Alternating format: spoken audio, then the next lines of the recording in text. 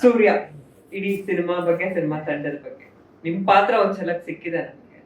Sweet ಇರ್ತಾರೆ, ಸಕ್ಕ strong ಇರ್ತಾರೆ, ಸ್ವಾಗ್ ಅಂತೂ ನೋಡಿದ್ವಿ ನಾವು. ಏನ್ ಹೇಳ್ತೀರಾ? ಡಾಕ್ಟರ್ ಮಮತಾ ಅನ್ನೋ ಒಂದು ಪಾತ್ರ ಇದು. ಗೈನಕಾಲಜಿಸ್ಟ್ ನಾನು. ಹಲವಾರು ಮಕ್ಕಳಿಗೆ ಜೀವ ಕೊಡುವಂಥ ಜೀವ ಮಮತಾ. ಆದರೆ ಅದು ಒಂದು ವಿಚಾರಕ್ಕೆ ತುಡಿತಾ ಇರುತ್ತೆ. ಅದು ಏನು ಅನ್ನೋದೇ ಈ ಕಥೆಯ ಕ್ಲೈಮ್ಯಾಕ್ಸ್ ಅಂತ ನಾನು ಹೇಳ್ಬೋದು. ಪಾತ್ರ ತುಂಬ ಸಾಫ್ಟಾಗಿ ಬಿಹೇವ್ ಮಾಡುತ್ತೆ, ಆದರೆ ಕಷ್ಟ ಅಂತ ಬಂದಾಗ ತುಂಬ ರೆಬಲ್ ಆಗಿ ರಿಯಾಕ್ಟ್ ಮಾಡುತ್ತೆ ಅನ್ನುವಂಥ ಒಂದು ಪಾತ್ರ ನಂದು. ಪಾತ್ರದ ವಿಭಿನ್ನತೆಗೋಸ್ಕರ ನಾನು ಈ ಪಾತ್ರ ಒಪ್ಕೊಂಡೆ ಅನ್ನೋದಕ್ಕಿಂತ ಈ ಸಿನಿಮಾವನ್ನು ಮಾಡುವಂತಹ ಪ್ರೀತಿ ಸಾಗರಲ್ಲಿ ನೋಡಿ ನಾನು ಈ ಸಿನಿಮಾನ ಒಪ್ಕೊಂಡೆ ಅನ್ನೋದೇ ನಿಜ.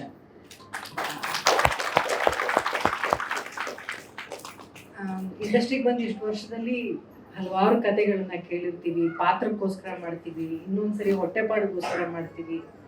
ಇನ್ನು ಕೆಲವು ಚಿತ್ರರಂಗಕ್ಕೆ ಒಂದು ಒಳ್ಳೆಯ ಆಶಯ, ಒಂಥರ ಒಳ್ಳೆಯ ಕಲ್ಪನೆಗಳಿರುವಂಥ ಒಂದು ಒಳ್ಳೆ ಟೀಮ್ ಹೊಸಬರೆಲ್ಲ ಬರಲಿ ಅಂತ. ಈಗೆಲ್ಲ ಮಾಧ್ಯಮದವ್ರು ಹಿರಿಯರೆಲ್ಲ ಇದ್ದೀರಿ, ನೀವು ನೋಡಿದ್ದೀರಿ. ಎಲ್ಲ ಟೀಮ್ನಲ್ಲಿ ತುಂಬ ಜನ ಹೊಸಬರಿದ್ದಾರೆ. ನಾಯಕ ನಾಯಕಿಯಿಂದ ಹಿಡಿದು ನಿರ್ದೇಶಕರು, ನಿರ್ಮಾಪಕರು ಎಲ್ಲರೂ ಡೆಬ್ಯೂ ಮಾಡ್ತಾ ಇದ್ದಾರೆ. ಸೊ ಗೊತ್ತಿಲ್ಲ ಲೈಕ್ ಟ್ಯಾಲೆಂಟ್ ಎಲ್ಲಿರುತ್ತೆ ಅಂತ. ಅವ್ರಿಗಿರುವಂತಹ ಆಸಕ್ತಿ, ಅವ್ರ ಕಥೆನ ಬರ್ಕೊಂಡು ಬಂದಂಥ ರೀತಿ ನನಗೆ ತುಂಬಾ ಇಷ್ಟ ಆಯಿತು. ಸಾಗರ್ ನನಗೆ ಈ ಪಾತ್ರಕ್ಕೆ ನೀವು ಮಾಡಲೇಬೇಕು ಅಂತ ಹೇಳೋದಕ್ಕಿಂತ ಹೆಚ್ಚಾಗಿ ನನಗೆ ಸಪೋರ್ಟ್ ಮಾಡಿ ಅಂತ ಕೇಳಿಕೊಂಡ್ರು. ಬಹುಶಃ ಅದನ್ನು ನಾನು ಚಾಚು ತಪ್ಪದೆ ಮಾಡಿದ್ದೀನಿ ಅಂತ ನನಗೆ ಅನಿಸುತ್ತೆ. ನಿಮ್ಮೆಲ್ಲರ ಸಪೋರ್ಟ್ ಈ ಸಿನಿಮಾಗಿರಲಿ. ಒಂದು ಹೊಸ ತಂಡ ಬರ್ತಾ ಇದೆ, ಒಳ್ಳೆ ಕಲಾವಿದರು. ಚಿತ್ರರಂಗಕ್ಕೆ ಎಷ್ಟು ಕಲಾವಿದರು ಬಂದರೂ ಅಷ್ಟು ಒಳ್ಳೆಯದೇನೆ ನಮಗೆ. ನಾಯಕ ನಾಯಕಿಯರು ಎಲ್ಲರೂ ಬರಬೇಕು ಚಿತ್ರರಂಗಕ್ಕೆ. ಒಂದು ಒಳ್ಳೆಯ ಪ್ರಯತ್ನ ಮಾಡಿದ್ದಾರೆ ಈ ತಂಡದಿಂದ. ಡೈರೆಕ್ಟರ್ ಆಗಿರ್ಬೋದು, ಮ್ಯೂಸಿಕ್ ಡೈರೆಕ್ಟರ್, ರೈಟರ್ ಎಲ್ಲರೂ ಒಳ್ಳೆಯ ಕಲಾವಿದರ ತಂಡನ ಕಟ್ಕೊಂಡಿದ್ದಾರೆ. ಅವ್ರ ಪಾತ್ರದ ಬಗ್ಗೆ ನನಗೆ ಬಹಳ ಇಷ್ಟ ಆಯಿತು. ಎಂಥ Basya wand bus wand bus ಅನ್ನುವಂಥ ಕ್ಯಾರೆಕ್ಟರು ರವಿಶಂಕರ್ ಅವ್ರದ್ದು ಮತ್ತು ನನ್ನದು ಒಂಥರ ತುಂಬ ವಿಶೇಷವಾದಂಥ ಒಂದು ಕಾಂಬಿನೇಷನ್ ಇರುವಂಥ ಒಂದು ಕ್ಯಾರೆಕ್ಟರ್ ನಮ್ಮದು ರವಿಶಂಕರ್ ಸರ್. ಟೀಮ್ಗೆ ಒಳ್ಳೆಯದಾಗಲಿ.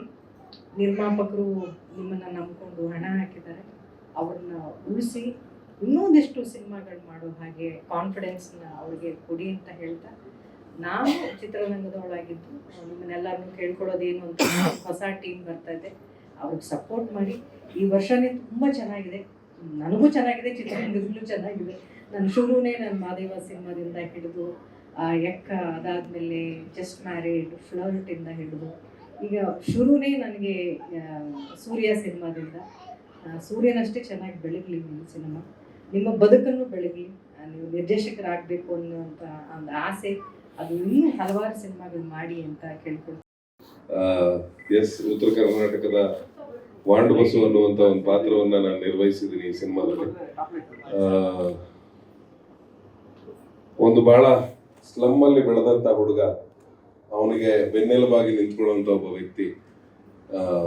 ನೋಡೋದಕ್ಕೆ ಅಂದರೆ ನಾರ್ತ್ ಕರ್ನಾಟಕದಲ್ಲಿ ತುಂಬ ಜನ ಇಲ್ಲಿದ್ದರೆ ಅವ್ರಿಗೆ ಗೊತ್ತಿರುತ್ತೆ, ಅಥವಾ ಬೇರೆ ಕಡೆ ಅವರಾದ್ರೆ ನಿಮಗೂ ಗೊತ್ತಿರುತ್ತೆ. ಏನು ಅಂದರೆ ಅವ್ರು ಸ್ವಲ್ಪ ಮಾತಾಡೋದ್ರಲ್ಲಿ ಹೊರಟು, ಬಟ್ ಹೃದಯ ತುಂಬ ಮೃದು ನಾರ್ತ್ ಕರ್ನಾಟಕದ ಜನ.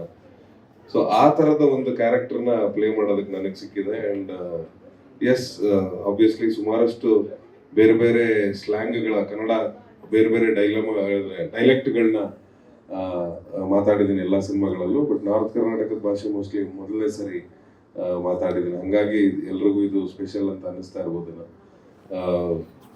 ಭಾಳ ಚಿಕ್ಕದಾಗಿ ಬಂದರೂ ಚೊಕ್ಕವಾಗಿ ಬಂದು ಹೋಗುವಂಥ ಒಂದು ಪಾತ್ರ. ಆ್ಯಂಡ್ ಇಡೀ ಸಿನಿಮಾ ತಂಡಕ್ಕೆ ಒಳ್ಳೇದಾಗಲಿ. ಹೊಸ ನಿರ್ಮಾಪಕರು, ಹೊಸ ನಿರ್ದೇಶಕರು, ಅವ್ನ ಹುಮ್ಮಸ್ಸು ನಿಮಗೂ ಅರ್ಥ ಆಗ್ತಿದೆ ಸ್ಟೇಜ್ ಮೇಲೆ ಹೆಂಗಿದೆ ಅಂತ. ಆ್ಯಂಡ್ ಆಬ್ವಿಯಸ್ಲಿ ಶ್ರುತಿ ಮೇಡಮ್ ಮತ್ತು ರವಿಶಂಕರ್ ಸರ್ ಆಗಲಿ, ನಾಗಾಭರಣ ಸರ್ ಆಗಲಿ, ಎಲ್ಲ ಹಿರಿಯರ ಜೊತೆ ನನಗೆ ಶ್ರುತಿ ಮೇಡಮ್ ಜೊತೆ ಒಂದು ಸ್ಕ್ರೀನ್ ಶೇರ್ ಮಾಡೋಕ್ಕೆ ಸಿಕ್ತು. ಸೊ ಮೋಸ್ಟ್ಲಿ ಈ ಸಿನಿಮಾದಲ್ಲಿ ಅಲ್ವಾ ಮೇಡಮ್?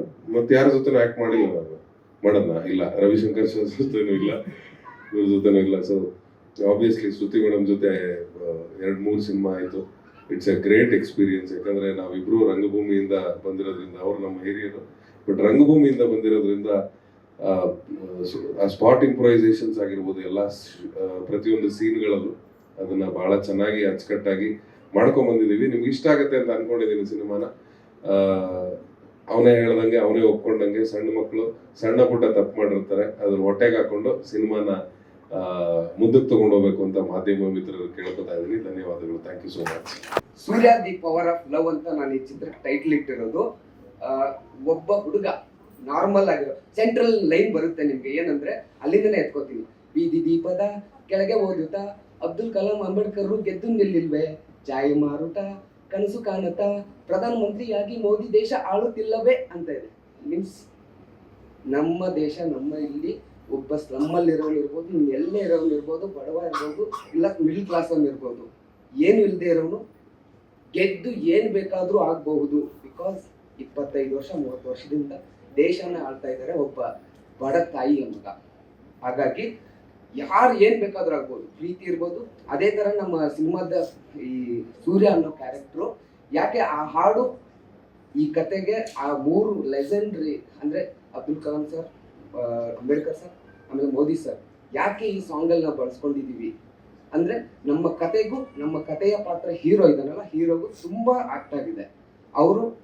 ಅವರು ಕೂಡ ಒಬ್ಬರು ನಾರ್ಮಲ್ ಮಿಡ್ಲ್ ಕ್ಲಾಸ್ ಫ್ಯಾಮಿಲಿಯಿಂದ ಬಂದಿರೋರು. ನಮ್ಮ ಹೀರೋ ಕೂಡ ಮಿಡ್ಲ್ ಕ್ಲಾಸ್ಗಿಂತಲೂ ಮಿಡ್ಲ್ ಕ್ಲಾಸ್ ತೀರಾ ಕಡಿಮೆ ಇರೋ ಒಂದು ಸ್ಲಮ್ಮಲ್ಲಿ ವಾಸ ಮಾಡೋ ಹುಡುಗ. ಅವನ ಕನಸು ಏನಂದ್ರೆ ನಾನು ದೊಡ್ಡ ವ್ಯಕ್ತಿ ಆಗಬೇಕು ಅಂತ. ದೊಡ್ಡ ವ್ಯಕ್ತಿ ಆಗೋದ್ರ ಮಧ್ಯದಲ್ಲಿ ಅಡ್ಡ ಬರುವ ಪ್ರೀತಿ, ಪ್ರೇಮ ಇವೆಲ್ಲ ಇದಾವಲ್ಲ, ಇವ್ರಿಂದ ಹೇಗೆ ಬೇರೆ ದಾರಿ ಹಿಡಿತಾನೆ. ಬೇರೆ ದಾರಿ ಹಿಡಿದ್ರು, ಯಾಕಂದ್ರೆ ಪ್ರೀತಿ ಪ್ರೇಮ ಅನ್ನೋದು ಬೇಕು ಮನುಷ್ಯನಿಗೆ. ಹಾಗಂತ ಹೇಳ್ಬಿಟ್ಟು ಓದ್ತಾ ಇರ್ಬೇಕಾದ್ರೆ ಲವ್ ಮಾಡ್ತಾ ಇದ್ದ ಅದು ತಪ್ಪು ಅಂತ ನಾನು ಹೇಳಲ್ಲ, ಅದು ಸರಿನೇ.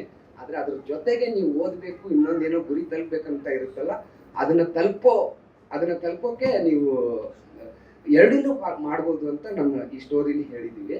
ಹಾಗೇನೆ ಇನ್ನೊಂದು ನಮ್ಮ ಟೆಕ್ನಿಷಿಯನ್, ನಮ್ಮ ಈ ಸಿನಿಮಾ ಏನು ಅನ್ನೋದು ಹೇಳಿದೆ. ನಮ್ಮ ಟೆಕ್ನಿಷಿಯನ್ನು, ನಮ್ಮ ಆರ್ಟಿಸ್ಟ್ಗಳ ಬಗ್ಗೆ ಹೇಳ್ತೀನಿ.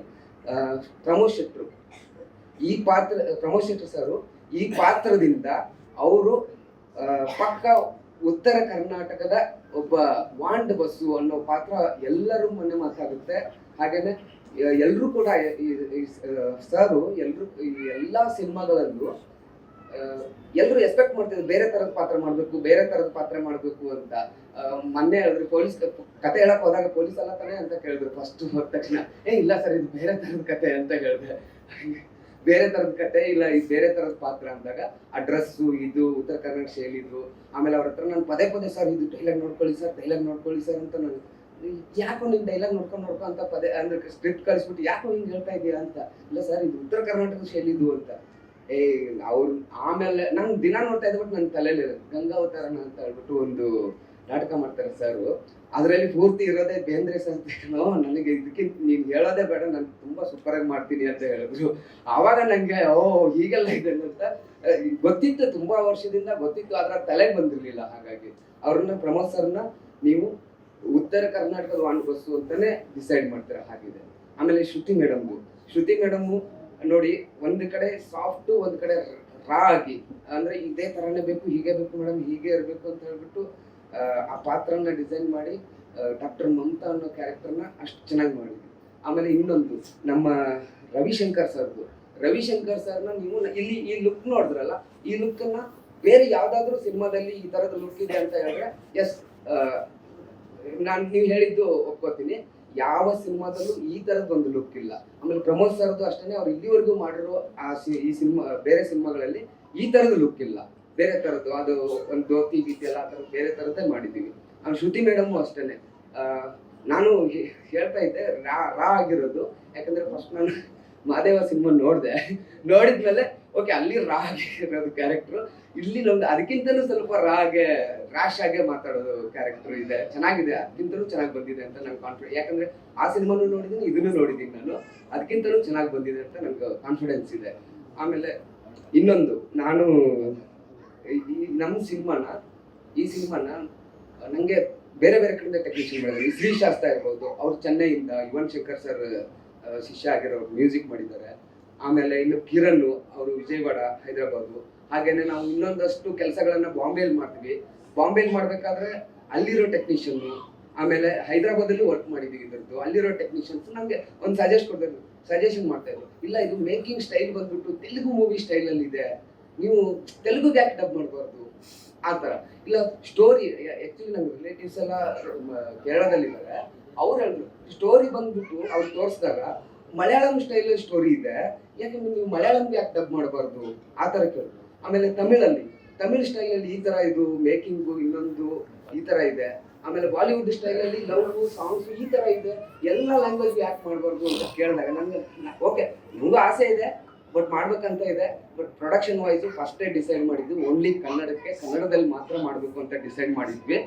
ಅದಕ್ಕೆ ನಮ್ಮ ಇಲ್ಲೇ ಇದ್ದಾರೆ ನಮ್ಮ ಡಿಸ್ಟ್ರಿಬ್ಯೂಟರ್ ಸರ್ ಜಯದೇವ ಫಿಲಮ್ಸ್ ಅವರು, ಜಯದೇವ ಸರ್ ಇದ್ದಾರೆ, ಅವ್ರ ಹತ್ರ ಮಾತಾಡಿದ್ದೀನಿ. ಬೇರೆ ಲ್ಯಾಂಗ್ವೇಜಿಗೆ ಡಬ್ ಮಾಡಲ್ಲ, ಬಟ್ ಕನ್ನಡ ವರ್ಷನನ್ನೇ ನಾನು ಹೈದರಾಬಾದು, ಕೊಲ್ಲಂಬು, ಆಮೇಲೆ ಪೂನಾ, ಬಾಂಬೆ ಇಲ್ಲೆಲ್ಲ ಕಡೆನೂ ರಿಲೀಸ್ ಮಾಡ್ತಾ ಇದ್ದೀವಿ.